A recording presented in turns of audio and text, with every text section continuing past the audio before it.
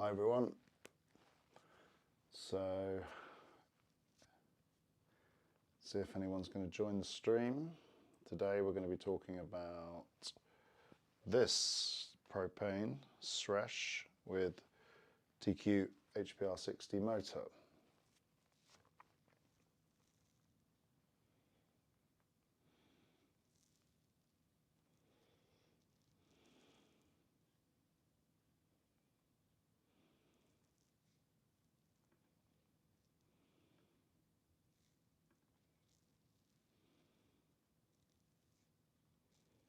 Good evening. Yeah, so today we're talking about this. I've been riding it all weekend actually, so I thought it would be good to give a bit of a reaction. I don't know how long the stream's going to last, probably half an hour depending on the chat. The idea is to do question and answers. People got questions about the power and the motor riding and the bike. So that's the plan. So normally we get quite a few streamers on. Sunday night seems to be a reasonable time to go on. People want to chat, join in. I'll ask questions. So, as you can see, I've got the SRESH SL set up with an extender on it, and I was riding in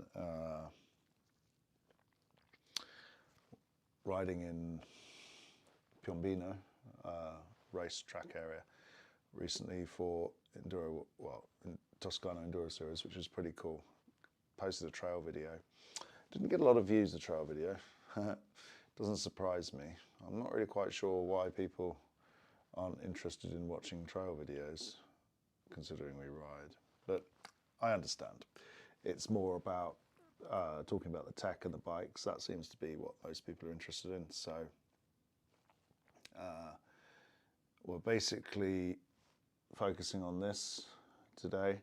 As you can see, I can just point the camera down at it and you should see that it's got, you can see the bike properly. Quite a thin down tube, first point. 580 watt hour battery in there. We've got a 160 watt hour extender, which is easily removed, quite light. When it's plugged in like it is now, there's a cable here that runs from the extender to the battery.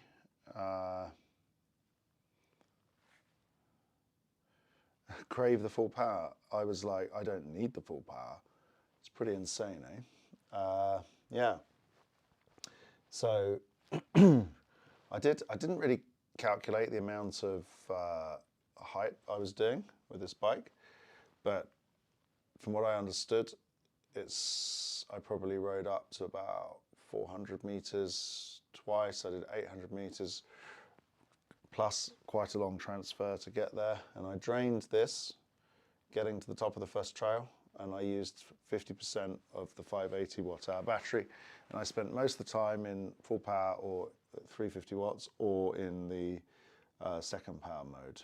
And I have to say, the question is, did I crave it? And I will say, no. This bike is absolutely, this bike is, excuse me, got to get my seated area right, okay. So this bike is actually really surprising, and the power levels, and this is why I wanted to jump on, because getting like this bike in your hands and riding it properly. So I was dressed pretty casual, so I just didn't have a backpack. I had just like a small pack, but nothing crazy. And I was half-face helmet. I was just riding chill. I wasn't racing around. But at the end of the day, this motor really felt like perfect. And I was also discussing with myself as I was riding around on it, all of the different feelings I was having with regard to the motor, energy levels compared to full power, what would be happening if I was riding full power on those trails at the same time. And I have to say, I would be blasted. I was already overtaking everybody, even those people with full power bikes, and I was riding this. I was noticing my power output was about, I suppose it was about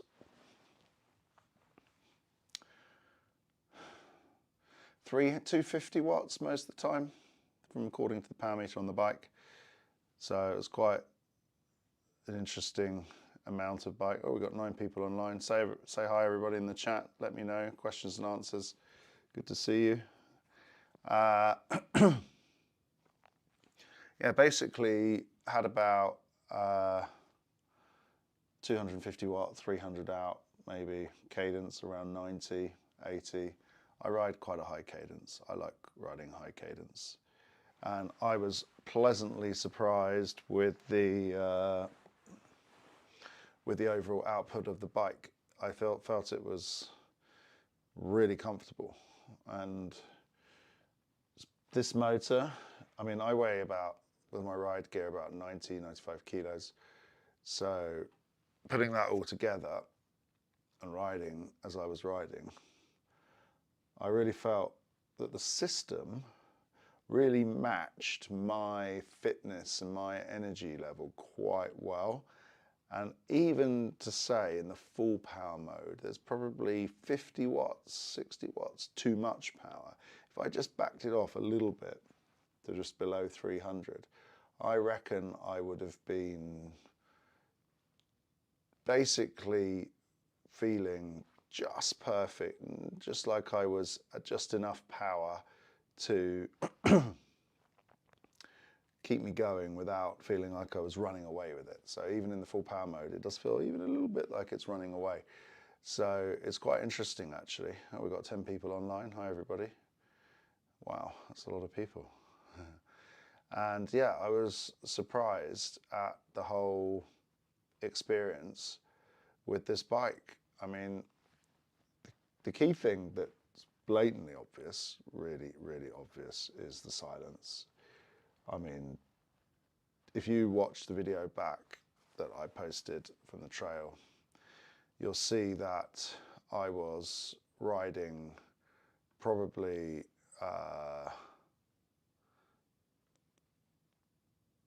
have you got a screen capture on as well? Is that what's going on? I've got a screen capture. Yeah, switch that off. I was riding pretty much. So I'm just figuring out what's going on. We should have the webcam, the audio, and the macOS audio. We don't need the macOS audio, do we? Because we're not getting anybody else. We're just doing me. Okay, should be okay. Hopefully you can hear me. Let me know if you can hear me properly. Yeah, so basically,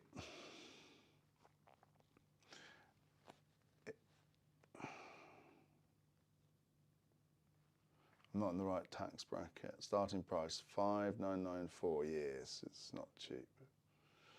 However, I'm not really worrying too much about the bike. It's the power delivery, and it's very comfortable to ride along as if you're riding with a normal cyclist. You can also, well, I didn't really have a problem keeping up with a non-e-biker, which was good. And yeah, sound is good. Cool, thank you. So I was very surprised about the whole experience at the end of the day. I mean, it was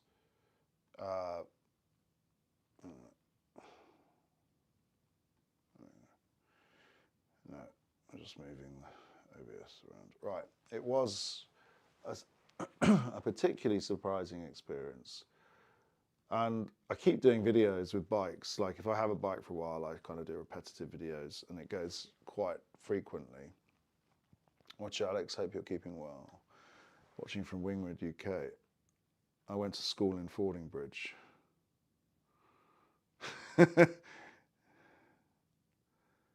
Pricey though, and your trail video was great. Cool. Yeah, I know Ringwood quite well. I used to spend my childhood years riding across the New Forest. I used to ride from Redlinch to Bournemouth and back across the New Forest every Sunday. Mental. On a 26-inch 90s mountain bike. Used to go down the back roads as well. What's that Ford? I've forgotten the name of it. There's the Red Chute pub. There we go.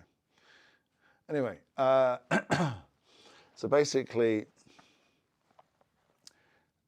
I'm really appreciating how this works as a whole package, especially because the bike weight are over at 20 kilos, 22, something like that. Really low, 21, something like that. But on those trails, and those trails are pretty gnarly, down 38 fork, basic setup of the bike, flawless, really flawless. Also, it was a good opportunity to try these, or have these Magic Mary radial gravity tyres. I'm not super convinced about them making a massive difference, but they definitely work well. I didn't get any punctures, and there's a lot of rocks. So how well does it pedal over the 15 hours? And over the 15 mile an hour limit, it is basically, hey Carl, nice to see you online. Basically, over the 15 mile an hour limit, it's functioning really well. I'm really surprised. Oh, we've got 14 people online. Hi everybody. Wow, that's a lot. Over the limit, I found myself really appreciating there's no resistance. It's absolutely like a mountain bike. Every other e-bike, every other full power e-bike has that kind of jerky feel as you pass 15. This is flawless, absolutely flawless. And no other bike has that flawless feel as you pass 15 miles an hour. Nothing. This is flawless. You don't even know that you've passed it, really. I mean, the power obviously tapers off, but you really don't notice. For me, the TQ would be ideal for 70% of my rides if it has a removable battery and I carry a spare that would ride to 90%. So I could try and take the battery out to show you it is removable. Is there because there's a bolt here. Right, I think it does. Right, let's do a, can we remove the battery test? So hang on a minute, let me sort this out. I think that's a good idea. Just going to move things around a little bit. So, right. So theoretically, you can take the battery out. I don't want to put mud everywhere on my carpet.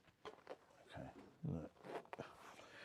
Oh, I just have to vacuum afterwards. Never mind. Right. So off comes the bottom panel.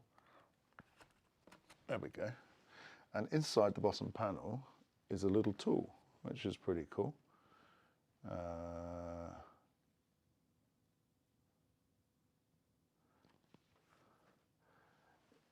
So let's see, there's one bolt and I think the battery comes out. I think there's also like a plug. There is a plug. So let's get it out. Mud in my tool. So this is obviously the propane design.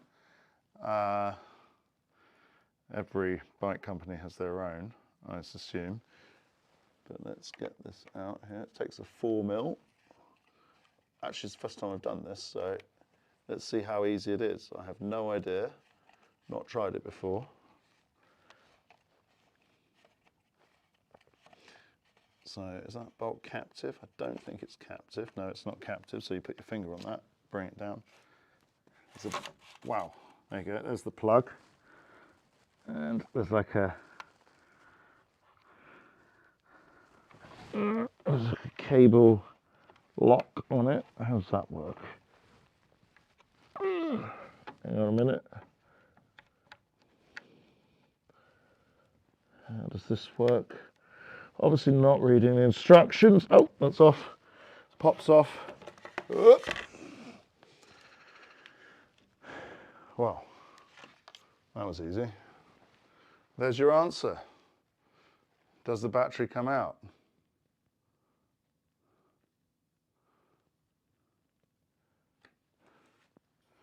There we go. 580 watt-hour battery.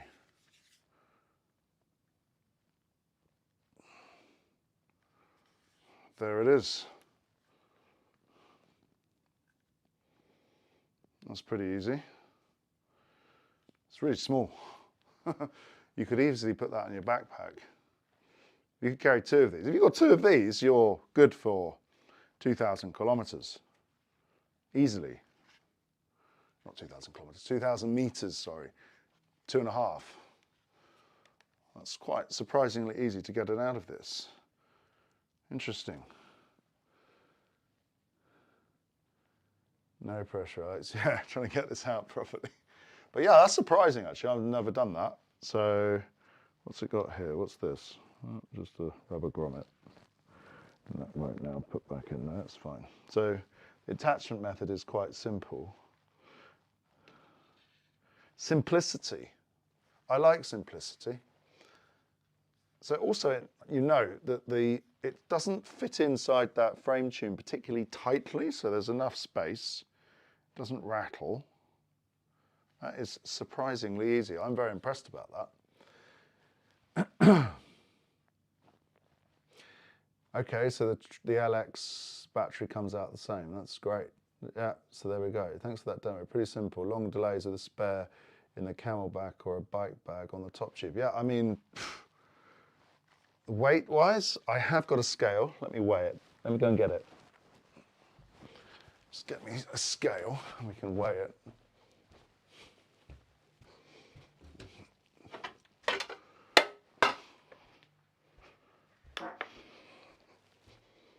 Right. So we have a kitchen scale. Let's see what the weight is.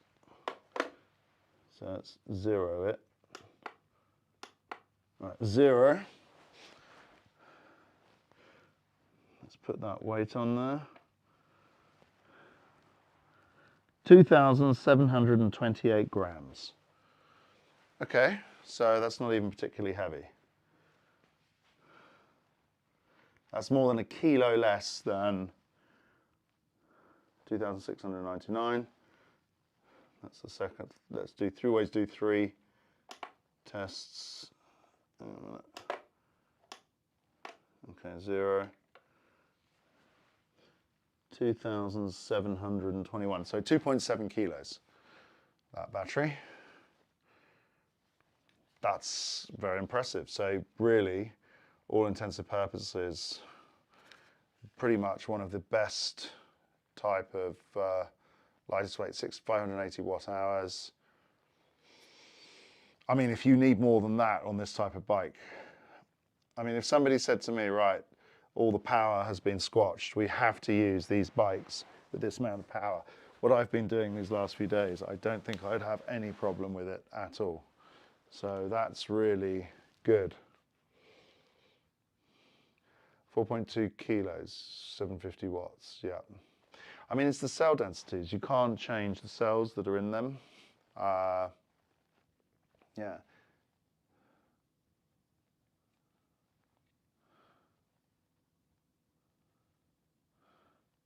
Yeah, just checked out your Motera. We've got 17 people online. Wow, that's a lot of people.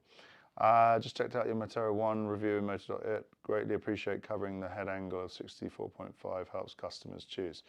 Yeah. I was quite surprised with actually how good the Motera 1 is actually. I had one a while ago, my own one, but it got stolen, which was a bit sad.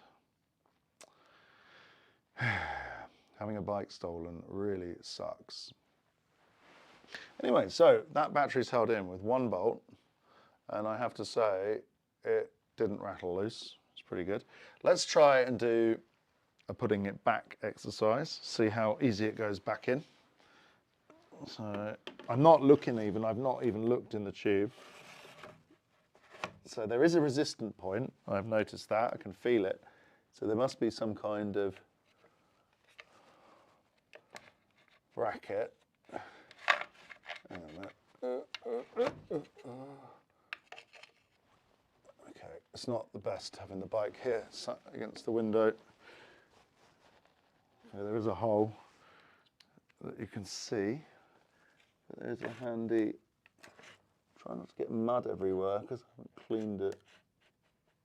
Okay, there's the hole, very simple. There we go, that's back in.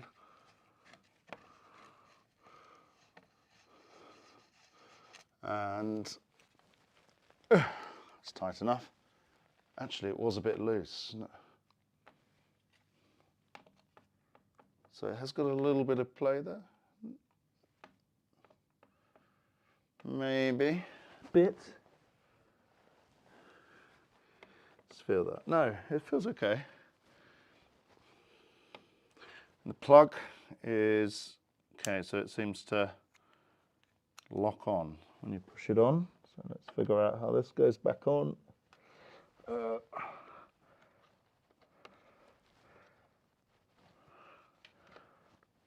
Is that on? Let's see if it turns back on. Yep, it's back on. Right. So that's pretty firmly on there. Okay. And then we put that back on.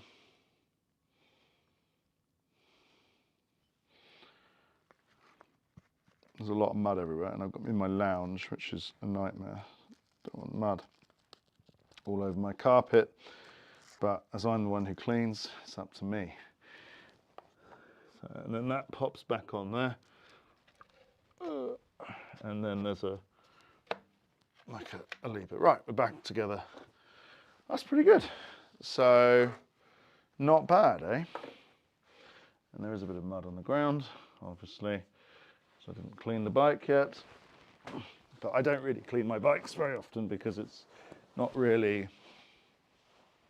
honestly, worth getting them. Because I mean, here it doesn't tend to get muddy, it gets dusty. So you just need to do a dust clean more than anything. So let's put the camera back up. There we go. Anyway, so let's have a look at the questions, what's going on here. Coming from an Amflow HPR 64 bike, feels back like a normal bike. For local 2-hour rides, finding coming back with 50% battery left. With your Amflow or with your this? Because maybe you go and ride, what's that place where there's the trains and stuff in St Ives? Forgotten the name of it. The park area. There's like a cool loop trail there. That would be amazing for this kind of thing. If I think about it, oh no, wrong person. But I was thinking about that. It's probably like 100 meters of, yeah, you could go a really long way with this. I mean, it's surprising how, I mean, the thing is, at the end of the day, I think one battery and one extender is probably enough. If you really want to go big, take 2 extenders. One on the bike, one in your backpack, or 2 in the backpack, plug them in. It does drain the extender first. 50% local Surrey Hills. Yeah, I mean, the Surrey Hill climbs and drops are not that long, so you're kind of okay. But I really had 0 range anxiety this weekend. I was just blown away with how simple it was, really, riding. Which bike gives you more satisfaction, the Amflow or the HPR 60 bike?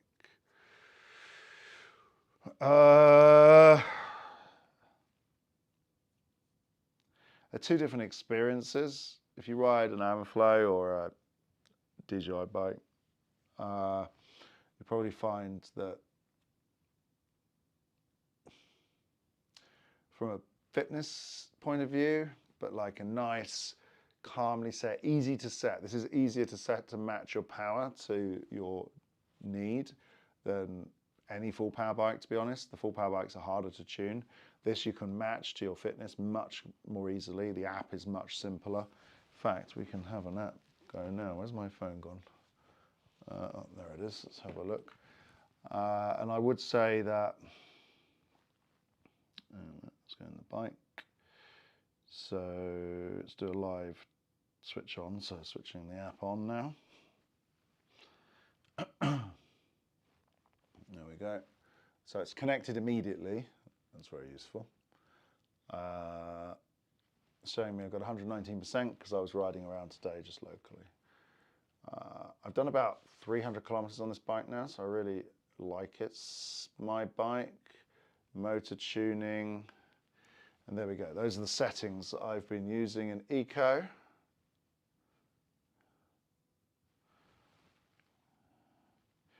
And mid-ride, I had the power at maxing out at 256, assist at 158%, pedal response at 3/4.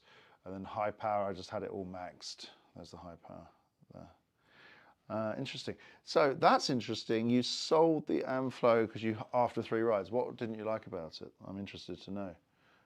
I mean, yeah. Did Bosch not come out with a statement that a high percentage of Bosch motor users never use max power, thus half of users are overbiked motorways? Yes, they did. 70% of people charge their Bosch batteries in the house. They remove the battery from the bike. This one can be charged indoors. You can remove it. Very important. Non-removable batteries are a big no-no for a massive part of the market. So technically that's where fast chargers come. You could use a fast charger. In fact, it's better to have a fast charger. Bosch coming with a fast charger. Also coming with more power and more watts or more Newton meters from what I've understood. They didn't tell me that. Somebody did. So we'll see. I haven't got any hard numbers, but I know they're coming with something. But the bike industry is in a total panic. I'm going to do a video about that in the next few days, actually. Oh, the bike's moving. But yeah, fundamentally, I think this is enough. So if the rules for some reason ever changed and went down to this, I mean, it's a fantastic, enjoyable feeling. And you do go a bit slower. You're going about 9 instead of 11 to 15, let's say, kilometers an hour.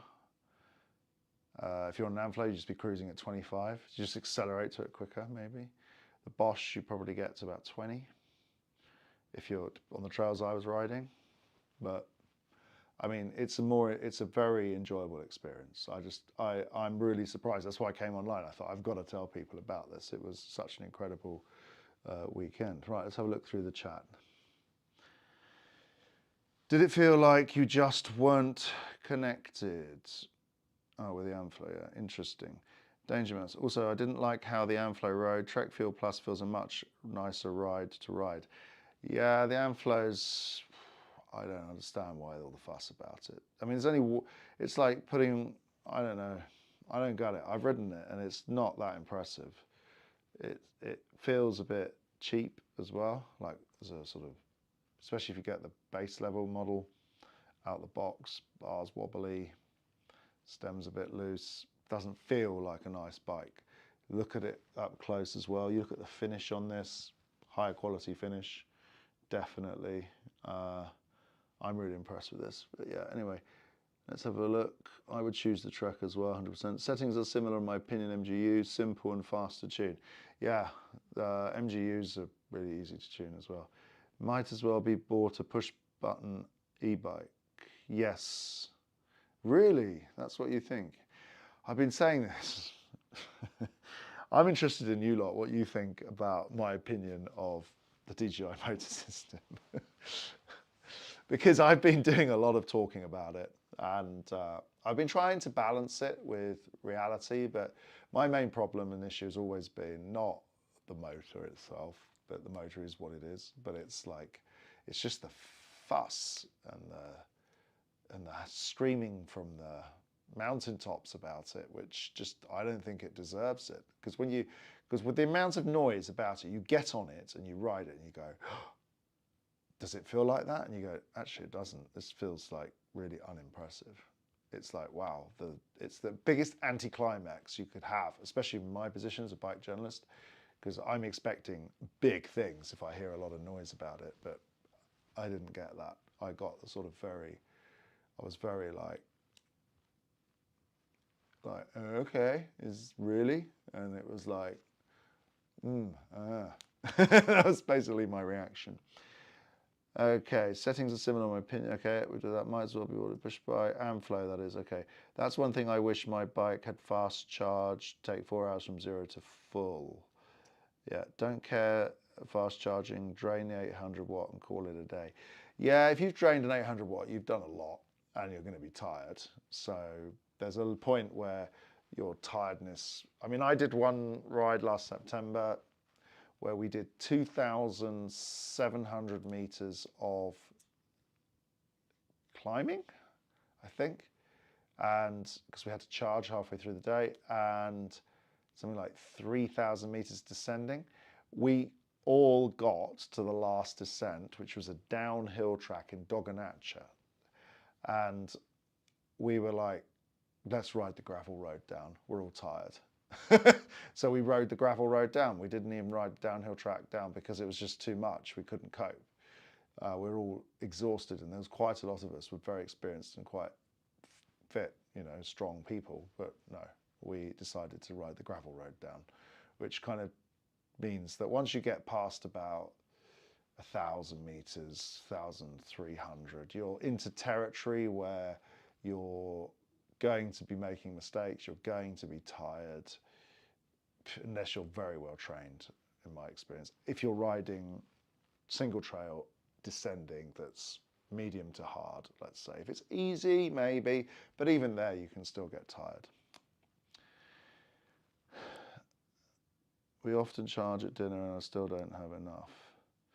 Yeah, the fast charge thing. The thing is though, fast charging does knacker batteries. It does age them a bit faster. It's not proven how much. No one's done any testing, but I'm sure the battery companies have themselves. I think if they were really about fast charging as a good thing, originally they would have sold bikes with fast chargers. They didn't. And I was told that if you have a slow charger, it charges the cells better. And I know that from my RC car days, that if you have a slow charger, the battery packs last longer. So all this move towards the sort of, so fast charging is anything faster than 4 amps. It's important to know there is like a line.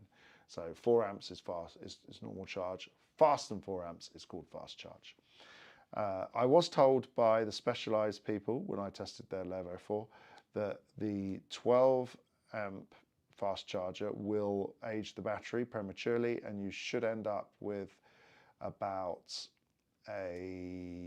probably a 250 cycle lifespan with that battery if you fast charge it. So every time you fast charge, you lose one of those. By the time you've done 250, you're probably going to be in the territory of changing the battery, which is an 800 to 1,000 watt upgrade. Let's read the comments more. Thing is, Avanox is impressive, but you quickly realise it's moving away from bike riding as you've known it, especially as most are running above the speed limit for UK, EU. So the whole VPN hack thing is just, okay, I've ridden a lot of and tested quite a lot of Asian, Chinese, some Korean. I'm just trying to think where there are origins of them. But anyway, let's call it Asia. And I have to say, the fact that you can, with a pin code or a couple of button combinations on every cheap bike I've ridden that's for urban use, unlock it, they don't care. Their idea of a speed limit is give you a sticker and stick it on the bike and say it's regulation, when it's not. I mean, all the food delivery bikes, you don't need any mods. You can just basically press and hold the menu button. It drops you into a sub menu. You can cycle through, you can find, or it's 2 power buttons together or whatever it is, but you can then cycle through. You'll find an option which has got 25 on it. You press another button, you'll see it blinks to like 60 or 45 or whatever it is, and you can boom, press that, boom, unlocked. Now that is technically illegal. The only people who should be able to unlock e-bikes are the manufacturers, not the consumer. That's the 15194 rule for e-bikes. And the whole reason about the 25 kilometre hour limit as well is to make sure there's a distinction between motorbikes, which start at 45 kilometres an hour limits, and bicycles. That's why it's there. Not many people seem to know that. We've got 20 people online, thanks. Okay, lithium plating isn't if it's charged too fast. 250 gone within a year, no bueno. No, it's true, but that's what Specialized told me, eh? They told me that. So it's not on any of their official documentation, of course, but they actually told me that. Fast charging is not for me. I'll stick to my 2-amp charger for longevity. Yeah, I mean, I have to do a little bit of research, like fast charging lithium batteries. Let me just drop in. Should we ask ChatGTP? It might tell us quickly because I haven't got time to go and do find things. Fast charging lithium ion batteries reduces life. Let's have a look, see what we got. So the fast charging, apparently, so obviously this is AI here, so we don't know if it's correct or not, but heat, lithium plating, high charge rates, lithium ions deposit. Yeah, I knew about that, especially on the anode. Higher internal stress, so high voltage stress, faster chemical reactions, damages the electrolyte.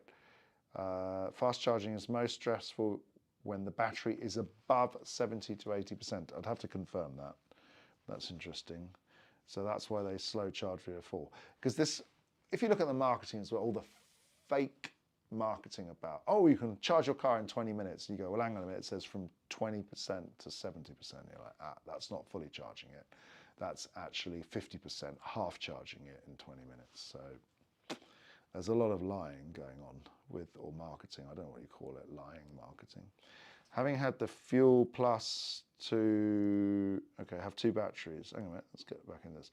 Have 2 batteries, rotate them, slow charging, should last some time. Yeah, I mean, I've had batteries which last 2, 3, 4, 5 years with no problem if you don't hammer them. And, but I mean, I swap bikes quite a lot, so it's not normal that I just hit one bike every day for a year or every week for a year.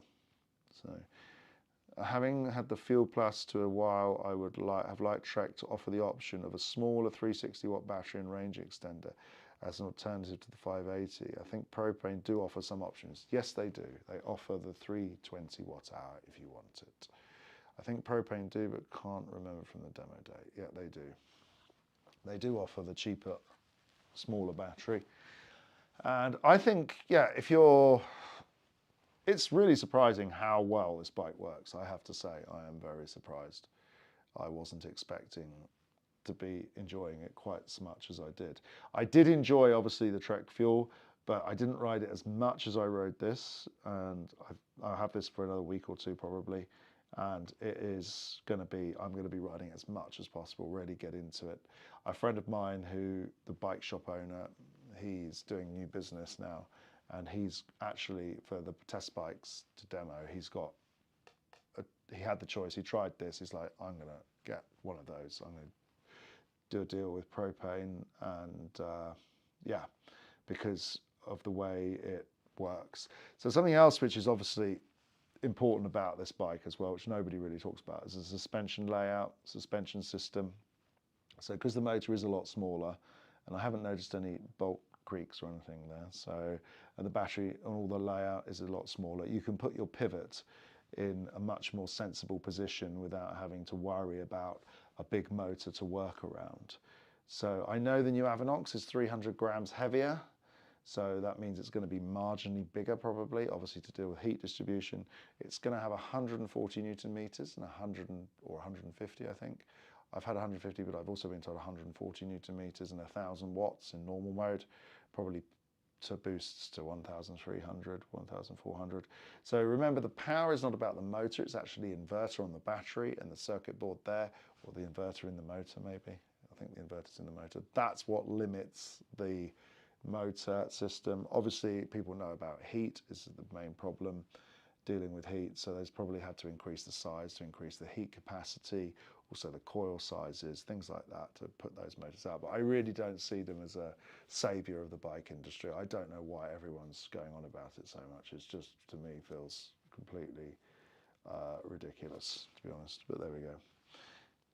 And yeah, anyway, so overall downhill though, because we are talking about motors and batteries, but downhill, this bike though is fun. It feels like a cross between an all-mountain and enduro. It's not a full enduro. It doesn't have that length to it that you would feel with an enduro bike, but it does have a lot of fairly maneuverable. The trails I was riding, they're not super fast enduro downhill style trails. They're more all-mountain style trails with some tech which are impressive.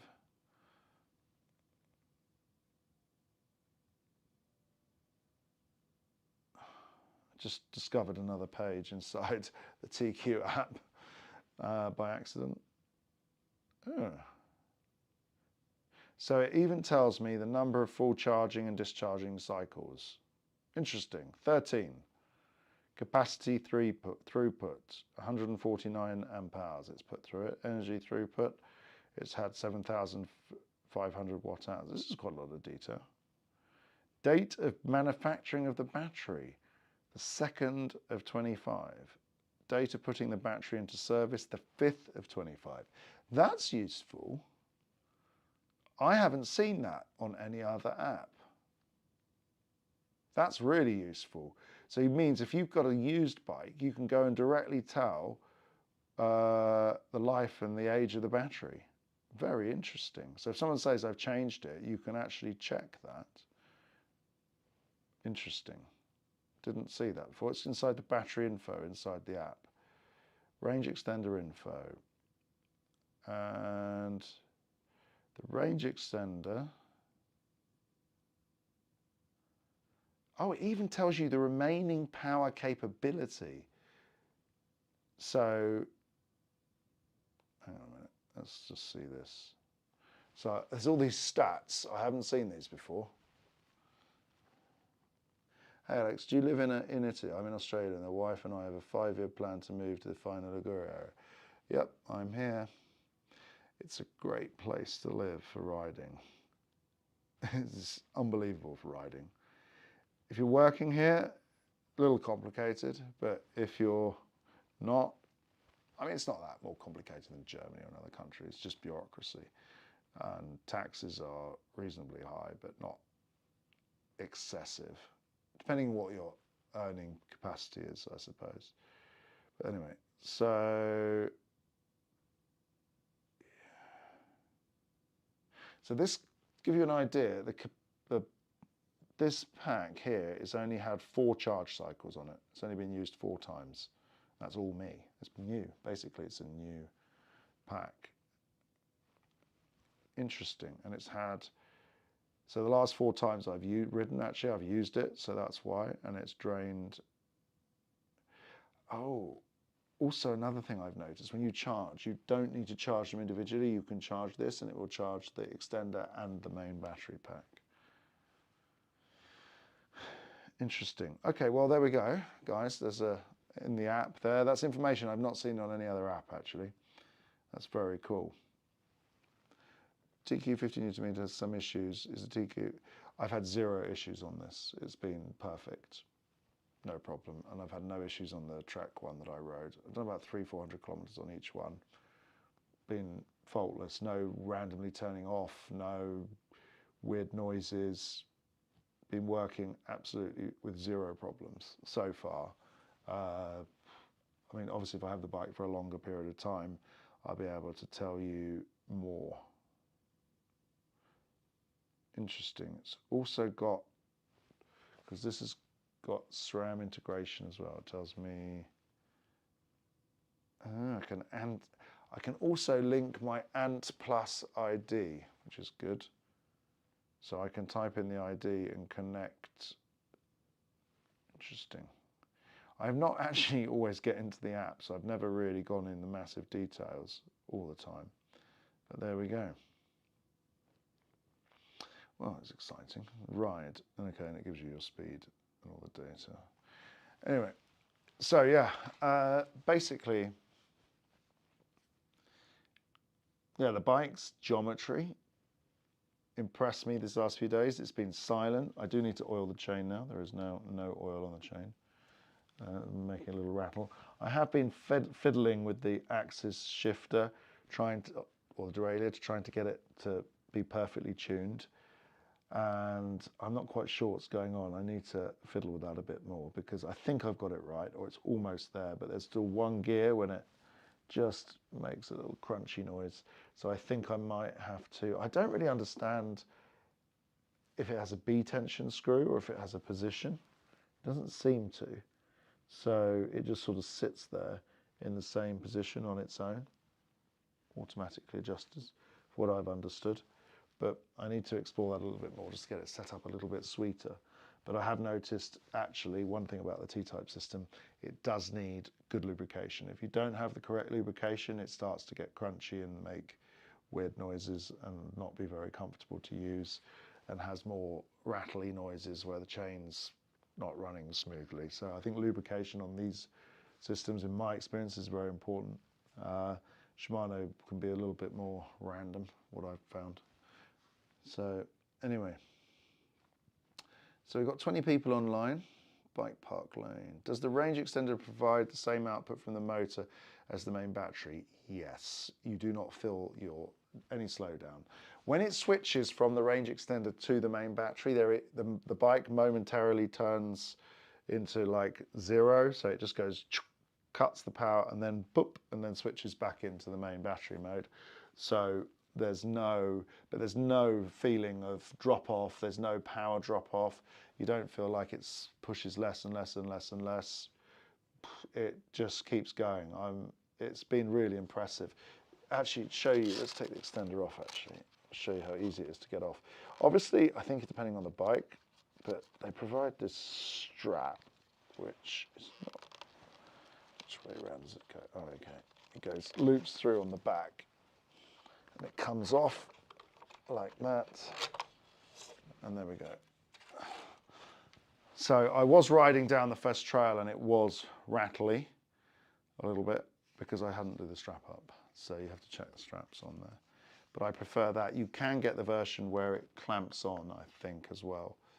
But it depends on the bike. But yeah, let's weigh that. Let's see how much that weighs. 2.7. So I'll weigh it including the cable.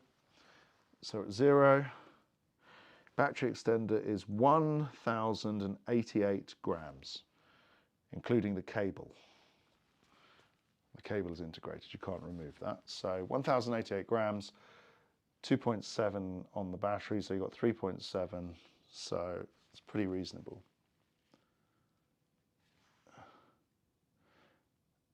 Why are you showing this? Who's this? My friend is having the same problem with the axis and can't get it right in one gear. Yes, it is annoying. I've been fiddling with it. Bike pack lane. Does the range extender provide? Oh, hang on a minute. My friend is having the same. Right, here we go. And you can't even clean your bike.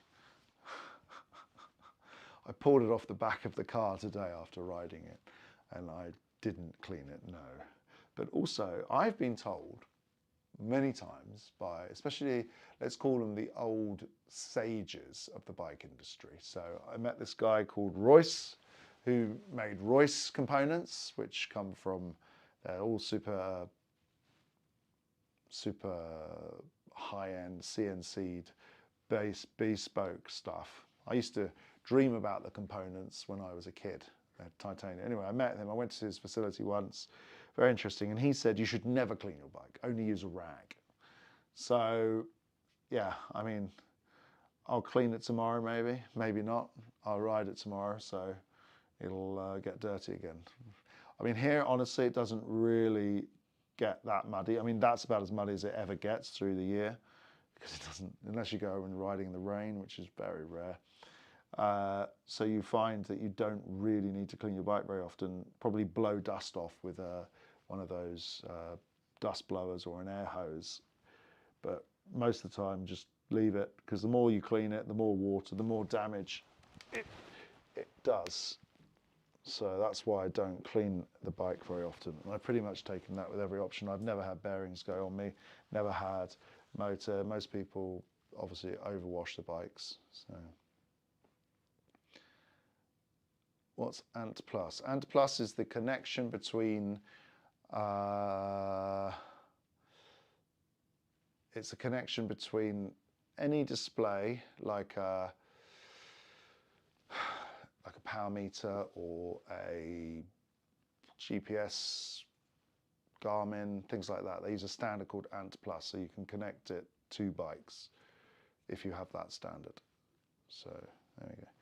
You should have cleaned it. Thank you for shouting. Appreciate that. Also prefer the HPR 60 to the Bosch SX. Bosch SX good but noisy. Yes, it is noisier than this. And to get the headline wattage, really have to spin the pedals for a wider range cadence. The TQ feels better. Yes, I agree with that, definitely. Ask farmers how much they clean, and tractors last long. Yes, it's true. Yeah, cleaning stuff is, you can over clean. I mean, they're not designed to be cleaned all the time, let's be honest. So lucky to just have dust. Rained in the UK for literally months. Mud, yes, I know. I mean, they aren't quite good though. When I went to Bike Park Wales many years ago, it did feel like that they were good at creating trail bases which didn't get muddy. They had like compacted stuff, but I suppose you've got to go to trail centres where they do that.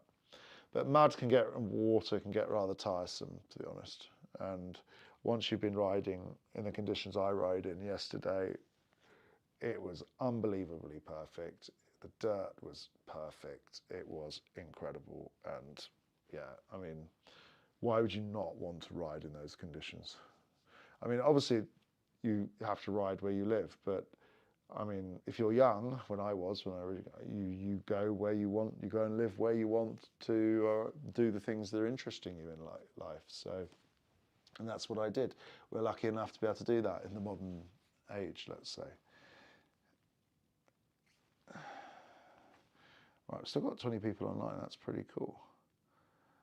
So I'm quite tired today. I have to say I am quite tired after the ride yesterday. It did sap me, but not because of the motor, but more because I got up at 6 in the morning and went and then drove 2 hours, rode all day, and then rode some more today, and just, so I'm tired. Lucky to have dust, rain in the UK yet. Okay, cool. Anyway, any more questions about the bike that I haven't been able to cover? I mean, I think I'm just gonna keep going for a bit more, and then we'll end the stream. Being on for my aim was to be on for around an hour this evening. But basically, so my conclusion really about this motor system and this bike has been the fact that it has surprised me with its performance.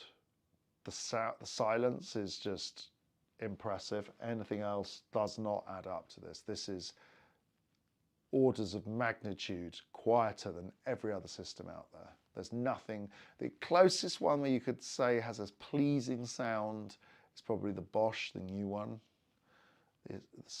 That's about the only one where the sound is quiet enough, but in like a smooth, quiet way that you go, okay.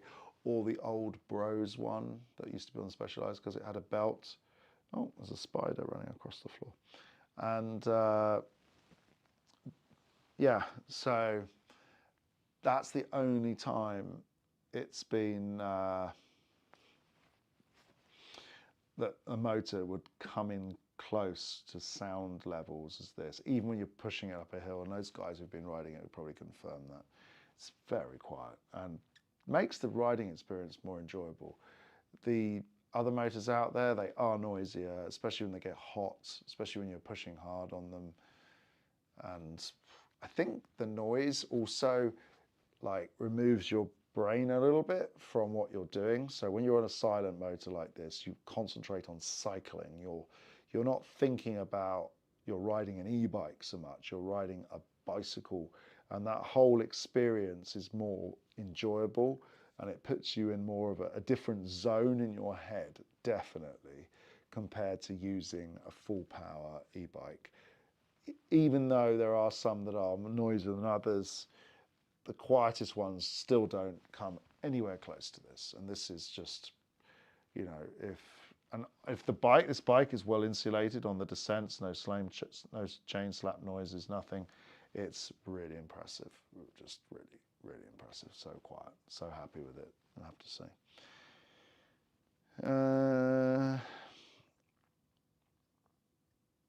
Lucky to have just us. Okay, cheers for this. Looking forward to the new vids. Yes, I've been discussing with myself, let's call it, a few controversial videos.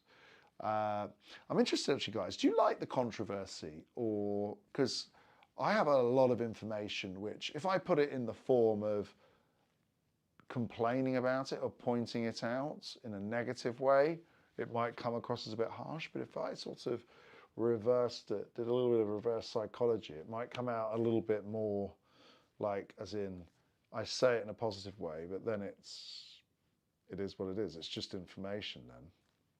And leave people to make their own minds up. Maybe that would be a good approach. I don't know. I'm interested to know. Obviously, I'm looking, within my controversy in my videos, I hide Easter eggs, I hide all kinds of things that people, if you watch over time, you start to understand a bit better what I'm up to. But yeah, it's all about fun and a little bit of experience and learning and sharing what I get to do. And also I'm super interested myself in the bikes and the products and everything, and I actually kind of give an F about it all, because, you know, I think if you're going to spend money, as people pointed out, if you're going to spend this much money on a bike, you want something which is like, you know what you're getting, you know that it's been sold to you in a fair way, no BS, no exaggerated marketing. Absolutely, it is what it is, and you're clear about it. And I feel that the bike industry, especially since DJI appeared, have completely missed on that. All the other YouTubers and journalists, they're just talking out of their paid for ideas, which are all paid for, because that doesn't seem to make any sense otherwise, what they're saying, based on my experience riding. So, you know. And remember who gave Steve Jones his first e-bike? Yes, it was me. Right, let's have a look. Does Remy ride propane? He has a coupon for 15% discount. Probably yes. Darren Hill, does that little slim TQ motor manage the heat friction inside the body quite well? Thanks, Alex. Yeah, it's pretty good. I haven't heard any.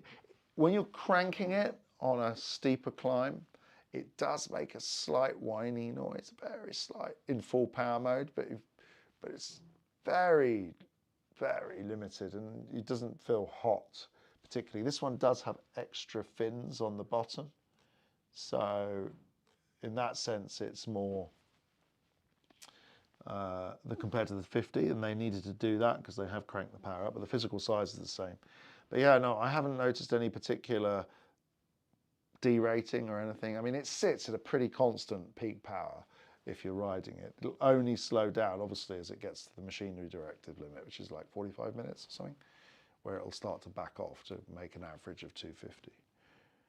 Ordered a Trek Fuel Plus, should arrive any day now. Can't wait to go for a ride. Yes, you're going to have fun. That's a good bike. Take your time to set the bike up. Take your time to cycle the suspension as you pump it up and get it right for your weight. So you don't just set it, go, oh, that's about right. Cycle it, get the air spring right, and then obviously recheck those levels once you've removed the pump, put it back on.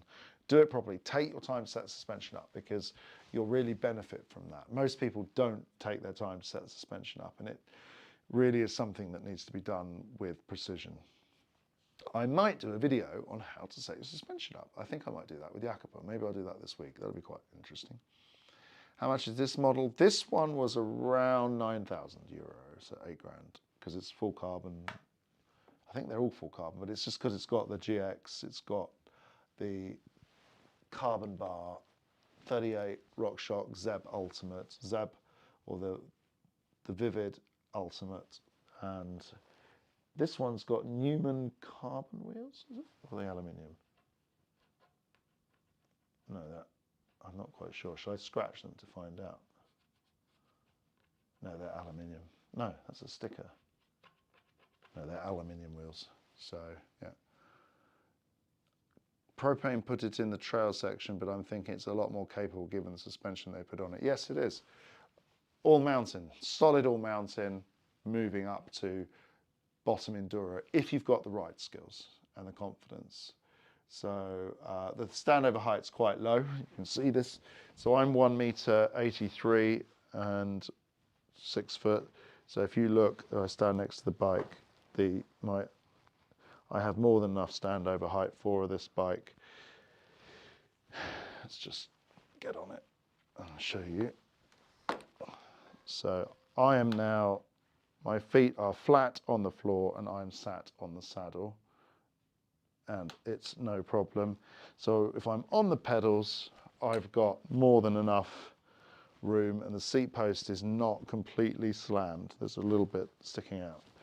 So yeah, it's standover height's amazing. So you've got plenty of maneuverable room, which gives you that ability then to obviously do more aggressive trail riding. And it's quite good, actually, I have to say, because that's a problem with the Amflow. It has a huge standover height, actually. Propane put in. Anyone else? Okay, anyway. Right, everyone. So, last few questions. Anyone got any burning questions? Drop them in. And then just glad I could manage to go online, share the experiences. Go please check out the videos. Do you have any info on propane Econo refresh? What motor and battery size will they go to? They're going to go with a DJI, basically. Every brand that's medium size is going to have DJI, I'm sure. So I've heard this as well, somebody who's seen a bike. So the M2. But I'm really interested to see the software on those bikes, because if it's got that delay and that cadence feel when you ride them, so you have to sort of just turn the pedals, it's like the biggest disservice you could ever do to the bike industry. I mean, if they have an option and software where you can have it torque-based or cadence-based, good, but I don't think they're going to do that, because anyway, whatever. But really, the software is super disappointing. And even a bike designer who was riding with me when riding the Marlow back to back against the DJI, he was like, no, Marlow's better. In fact, I was talking to another motor maker in the last few days, and they also, well, two different ones actually, and they've also told me the Marlow is one of the best technical ride field motors on the market at the moment. And I'd say this, because this is so close, there's no overrun on it, but it's so close to being a normal mountain bike. It's all intents and purposes a normal mountain bike with assist. It feels like the closest feeling to a real assist bike, and no other motor manages to do what this does. And I think that these bikes have been highly discounted in people's minds for so long, and especially with this style of motor as well.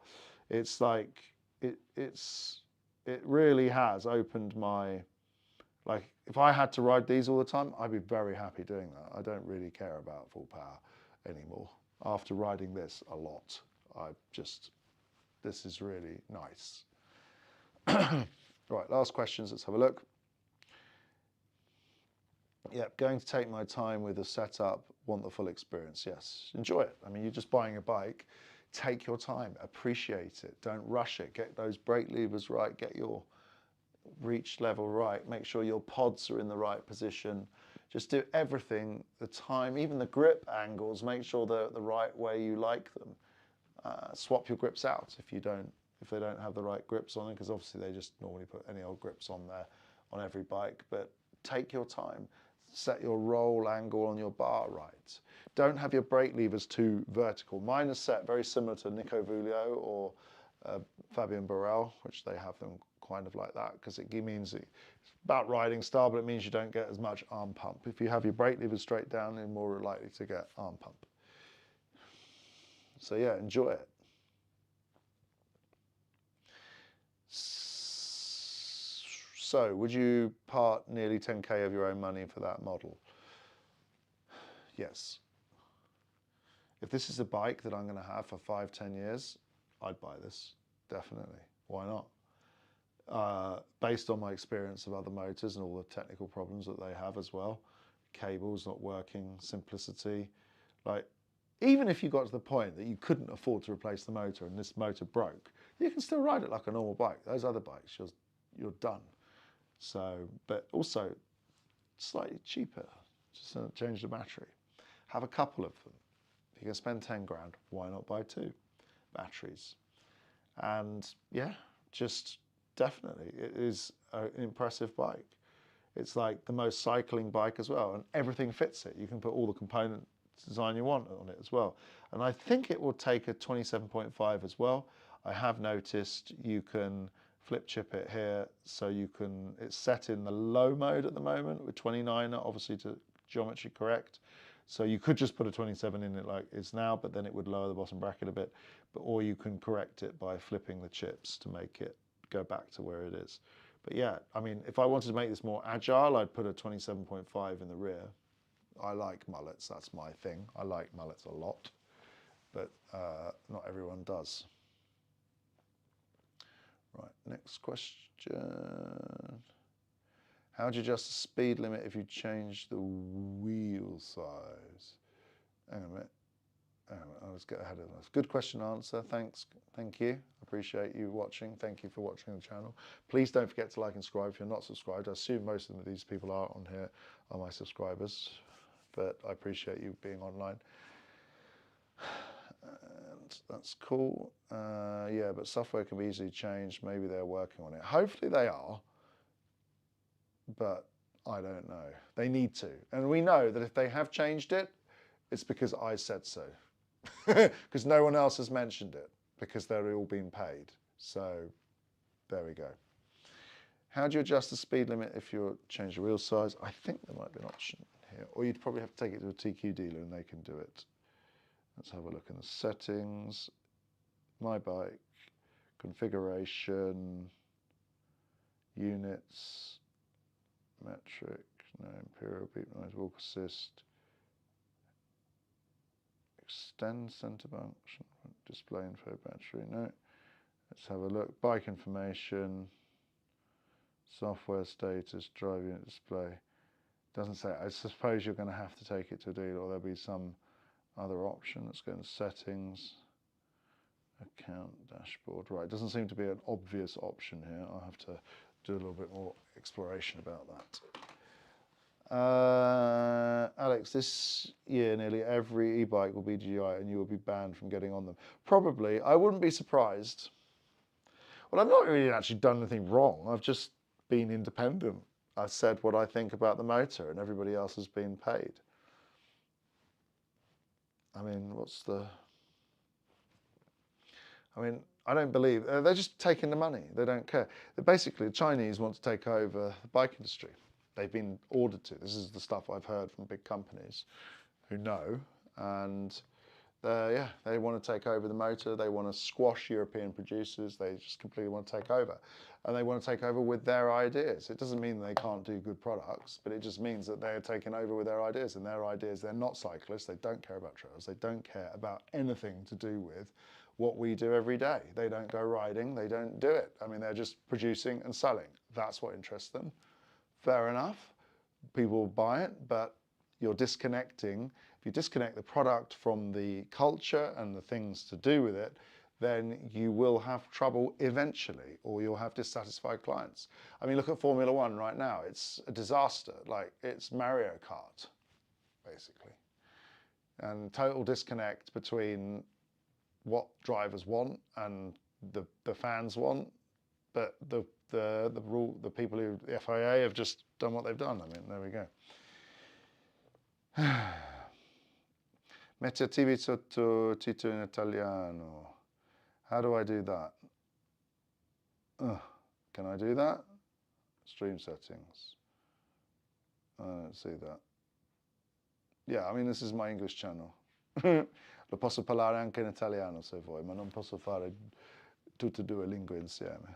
So there we go. Anyway, I could if you really ask. You can write your questions in Italian. I will respond in Italian if you need them. That's no problem. Se vuoi scrivere tue domande in italiano, lo risponderò in italiano. Non c'è problema. Okay, what do you think of Hans Ray's letter to the e-bike industry this year? He's correct. He's absolutely correct. I mean, I've met him a few times. Look, I don't know people's age on here, but I'm 48. We have experience. Kids don't have the same experience as a 48-year-old. Not to say that you can't be mature and clever and switched on in your young years.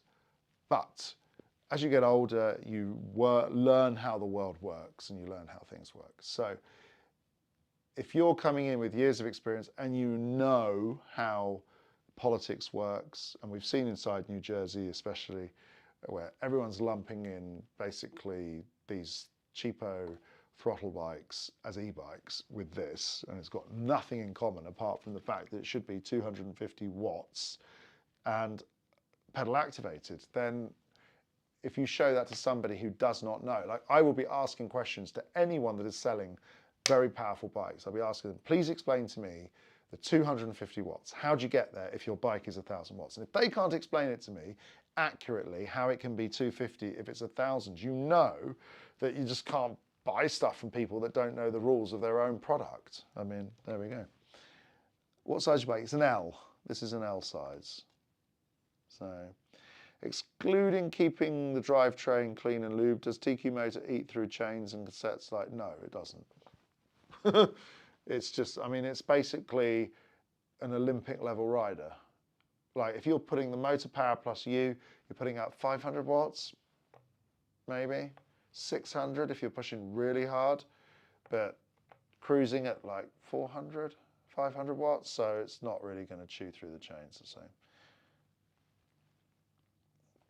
DJI stuff has put such a bad taste in my mouth. I'm definitely not getting the forbidden Druid that I was drooling over. Now I need to decide between the TQ motorbike. And Druid frame, very good. I rode it, very impressed. But it's got the DJI, so, and they have, for some reason, put short cranks on it, so you feel like it spins to, it's not very nice ride feel. If you're into the ride feel, if you just want to use it as a shuttle to go down, I don't have a problem with that. But it's not the same as riding this or riding a CXR, the Bosch CXR or a Marley. They're incredibly good bikes, especially the one I had, and also the CXR, which was on the Albert Wild. For technical riding up, twisty trails up.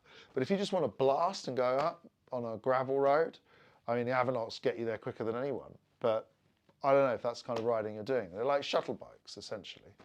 I mean, Specialized have that setting in their bike as well, shuttle mode, and you just blast to the top. But you've got to go and find it in the app. It's not there by default. Whereas the DJI system, just by default, is shuttle you to the top, basically, unless you tune it. But the tuning's still very robotic. It feels like a robotic bike. It's not what people have been saying. I don't know why they're saying what they're saying. I just think they don't have experience. I really don't know what's going on. I mean, somebody's done a study. I know somebody from another company's done a study how much they spent on marketing and everything, and they spent millions. So, you know, they bought the market with, but they're buying it with just fluff. There we go. Put some likes up for Alex. Yes, thanks. Please hit like. Don't forget, that's amazing. Nobody does uphills for fun. We all want to go downhill. Ha! Good point. Definitely, but that's not cycling, or it's not the form of cycling that everyone does. So, start again. Cycling is different forms of ride experience. It is one of them, but there are people like Guy Kesteven who do not like e-bikes, just want to ride normal bikes. There are people at the race, at the training yesterday, they're on normal bikes, they're not on e-bikes, they don't want to ride an e-bike. My son and me, we use a non-e-bike. He doesn't want to ride an e-bike. He wants to ride a normal bike, and it's more fun. So that's that category. There's a category for everyone, but what I don't like is if you you try and make one category for everyone, i.e. say, you've all got to do it this way, and that's what's happened with this DJI motor, and you cannot tune it the same. It is still heavy. It's got the, you cannot remove the battery. It's one category which they're trying to plaster across everybody, and that's with the wild marketing all paid for. So there we go. And remember, I think NBN costs 24 grand to do a video with the NBN, just so you know. Right. No, next one. I'm most likely to grab the Norco. Tons of letters. So Norco, site, VLT, TQ. I love the idea of assigning it to be. Yeah, silence. It is amazing. I mean, I just spent 2 days just so happy. I just don't know how to explain it. And, you know, I mean, I get to try all kinds of bikes, and I'll get on a full power bike after riding this and be like, oh my God, it's so much power. But then I'll be like, well, why? And I'll probably find myself down tuning it. I mean, I don't know. Obviously, somebody's here discussing in the comments, they're not true. People do like technical climbs. Yeah, people like technical climbs. I think if you're doing technical climbs, the best motor for it is the Marley, honestly. Really amazing. Or the CXR with the dynamic tuned to 0 or +1. Or -2, not sat at +5. That's race mode, downhill. Otherwise, tune it back because it's too reactive. Yeah, OFC was just talking about my local community. Oh, okay, they was talking to each other. Yeah, I mean, obviously, the cycling's changed. There's more people who've come from probably non-cycling backgrounds. I was talking to, who's in the comments there, Trail Shredders, Carl. He didn't come from cycling, started doing it a couple of years ago. I've been riding since I was 14. I mean, you know, I had a sort of period of years in the middle off, but essentially, yeah, we've all got our preferences. But I just say again, I don't think you should take one system and make everybody think that's the only thing. It just doesn't work that way. It's like, well, because Manchester United in the 90s won the League Cup, or they won the triple, didn't they? Was it the FA Cup, the League, and the... So you have to support Manchester United because they're the best? It's like, no, that's not how it works. That's absolutely not how life works. We need choice, and we need... and I think if you jump on the bandwagon, you don't give people choice. And I think choice is super important. If you don't have choice, you have problems arise that you can't get away from because you don't have choice. You end up with, maybe there's a technical fault and it hits everybody, or there's a bug.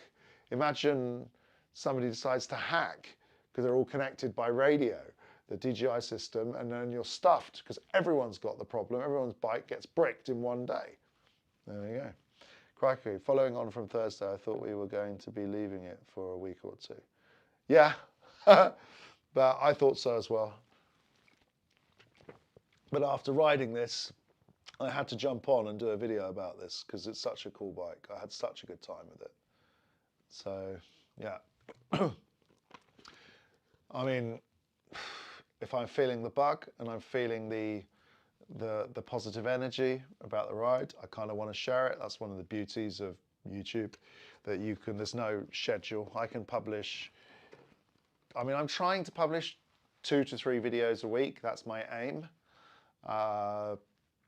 And 1 video a week is not really enough to cover all the things I want to cover. 2, quite a lot of work. 3s can be difficult if I just do 1/3 video, which is like lightweight, like I just publish a trail or something. Or a live stream, which I can get to cover a lot of things in a live stream. And obviously when I do talk about videos, and I do videos, one of the things I do is when I'm recording a video, I go into detail on the video, and then I cut it all out because people are going to fall asleep and just switch off. Whereas a live stream, you want to find out, you can drop in, I'm here, I'll talk, tell you what I know, and just go into the minute, granular detail. And if people don't want to watch it, they'll just switch off, or they'll put it on quietly in the background. It's not really, you know, I think that's what's great about live. It's like a podcast, essentially. So, yeah. What happened to the MTB racing in the UCI? I didn't see much last year. No, it's crap. Did I say that? E-bike racing's just, I don't know. Lightest man wins. Lightest, strongest man wins.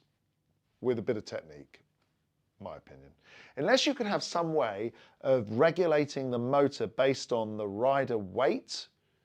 So you'd have like a sensor that knows that this is the weight of the rider, so it equalizes all the bikes across the whole field. That's probably quite complicated, virtually impossible to do, I suspect. Then I don't see the fairness in e-bike racing, to be honest. So there you go. 3 videos is a lot. Yes, it is a lot, but I can do it, and I like doing it. So otherwise I wouldn't do it. And the best channels in the world, in the tech world, they manage 5, 6 videos a week. I can, if I have all the materials, because the biggest problem is not just the video, it's getting all the materials, going places, shooting, it takes time. But I can easily do for, like, a video a day is not impossible for me because I'm quite fast at editing, so, and I have skills which a lot of people don't possess when it comes to that, and I do everything myself, so it's, you know, I enjoy it as well, which helps. Like, if I enjoy doing it, sometimes edits can be boring if I'm doing a lot of talking, so I'm doing a lot of scripting recently, and that helps keep things on point, makes it a bit easier to edit. WB killed Enduro, and that was part of it. WB, what's WB? E-bike? Maybe you mean E. Ah, W, yeah, you wrote on your keyboard. E-bike killed Enduro, and that was part of it. Yes, unfortunately. I mean, I loved it when Enduro first came to the market. It was just, the Enduro racing was amazing. How many years do you think a motor system bike should last and be supported for? Minimum 10. Why not? The batteries should be, I mean, a battery's not going to last more than 3, but the motor and the bike should last minimum 10 years. Minimum. Otherwise, if you've got a 10 grand bike and you decide to split that over 10 years, that would be 1,000 a year. Split that over 50 weeks, what's that? Well, 10 weeks would be 100. So, you know, you can justify spending 5, 10 euro a week on your e-bike for 10 years. You know? It just depends how you break out the costs over time. But spending 3 to 10 grand on a bike and 2 years later it's trashed, or like all the new Amflow bikes, out of date. The new ones are already being tested and ridden. I haven't been invited, remember that, everybody. But I think that's kind of a good thing because it means you'll watch all the noise and all the bump from everybody else. And then you can wait until I get one and I'll tell you what it's really like. Okay? And I will be honest, if it's really good, I'll say. If it's not, I'll say. If it disappoints me, if it's a mixed bag, I will say. But I would think people will probably trust my opinion now because of what I've said. Anyway, if you're stuck for engagement, ask for opinions on tyres. Oh my God, yes. Warner Bros. Yes. Yeah, oh my God, tyres.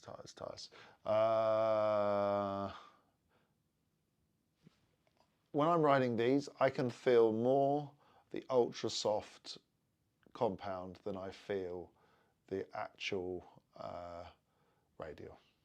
There you go. But I have been told by somebody who's been riding radial quite a lot, on super rocky stuff, they've noticed less punctures. So, I don't know, interesting. I haven't ridden super rocky stuff. I ride a big mix of tyres, so. But my favourites are the Wranglers from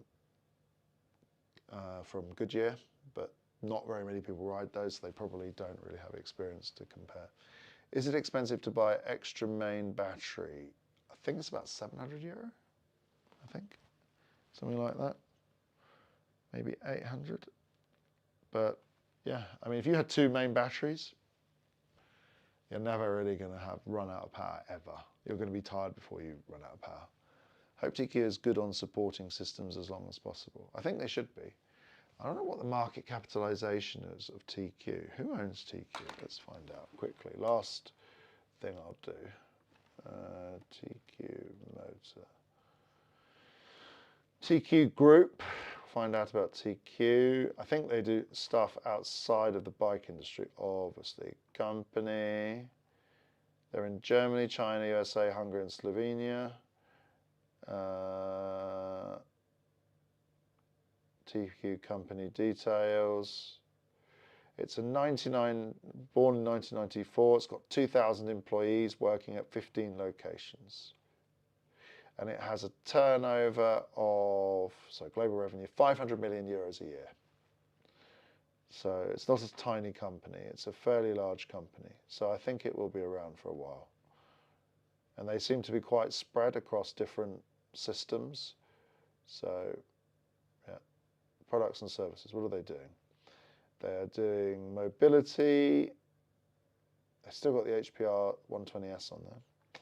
They've got robo kits, so servo kits. They've got medical, automation, aviation, and TQ E²MS. What's that? Additive manufacturing. So that means 3D printing. And TQ embedded, so that's CPU families and architectures. CPU manufacturers, what's this? Our process manufacturers in comparison. So TQ work with Intel, NXP, Texas Instruments. What do they do? Full design. Yeah, they seem to be working with quite a wide spectrum of business. So I assume they should have longevity, basically. Anyway, right. Okay, everybody. So I think that's it. Thanks for watching. Please hit subscribe. Share as much as you can the videos with people you think might be interested. And don't forget to write comments and keep the engagement up and watch the videos all the way through. Really helps with YouTube and the engagement. And I appreciate really a lot everyone's energy and positive feedback and also negative feedback. I don't take anything personally, so it's pretty cool. And basically just joining in with me on what I do. And it's super important. And when you've got sometimes thousands and thousands or tens of thousands of people watching your videos, it's quite a responsibility, in my opinion. So, no, this is a carbon frame. I don't know, the aluminium frame, is there an aluminium frame version? I think there is, I have to look. But anyway, yeah, so I really appreciate everything, everyone. So thank you kindly, and hopefully see you on the next video. Let me know if you have any ideas of things you want to cover. Drop them into the comments, especially I do posts as well on YouTube. I put a create post and I do a post on there. So if you've got any particular ideas that you want looking at, or there's some kind of information that I miss sometimes, let me know. I obviously am not doing everything always perfectly, so I make mistakes sometimes or I forget to put things in, but please let me know and I'll take the feedback all the time. So everybody, I think that's it. Thank you and have a good Sunday evening, or what's left of it, and see you maybe in a week, maybe next week, don't know, we'll find out. Bye everybody.